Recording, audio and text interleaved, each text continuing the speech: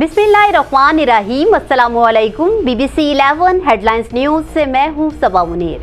ناظرین، آپ کو اپڈیٹ کریں لاہور سے، جہاں ہمارے نمائندہ خصوصی بلال بلوچ کے مطابق جون میں بے گھر اور نامعلوم منشیات کے عادی افراد کی ہلاکتوں میں کمی نہ ہو سکی۔ آپ کو بتائیں کہ جون کی سخت گرمی میں 47 بے گھر اور نامعلوم منشیات کے عادی زندگی کی بازی ہار گئے۔ لاوارث اور بے گھر افراد کی لاشیں فٹ پاتھ، پارکس اور سڑکوں کے کنارے پائی گئیں، جبکہ مردوں کے ساتھ ساتھ جون میں ایک خاتون بھی جان کی بازی ہار گئی۔ ڈرگ ایڈوائزری ٹریننگ ہب نے نشے کے عادی افراد کی ہلاکتوں اور دیگر مسائل پر ماہ جون کی رپورٹ جاری کر دی اور کنسلٹنٹ انسداد منشیات مہم سید ذوالفقار حسین نے رپورٹ پیش کی۔ اس موقع پر وائس چیئرمین عادل راشد، کوآرڈینیٹر سید محسن، ڈاکٹر اکرام، فیضان احمد، مہک طارق سمیت دیگر نے شرکت کی۔ کنسلٹنٹ انسداد منشیات مہم سید ذوالفقار حسین نے بتایا کہ جون میں کرسٹل آئس کے نشے کے رجحان میں کمی نہ ہو سکی۔ انہوں نے بتایا کہ دیگر منشیات میں گٹکا، ہیروئن، کوکین، حشیش سمیت پارٹی ڈرگز اور انجیکشن کا استعمال جاری ہے۔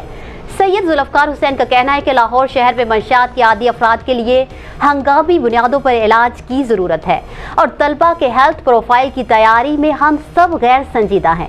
انہوں نے بتایا کہ جون میں بھی داتا دربار، بھاٹی گیٹ، مسلم ٹاؤن، کاہنہ اور ٹی بی سٹی کے علاقوں میں نامعلوم منشیات کے عادی افراد کی اموات کی شرح زیادہ رہی۔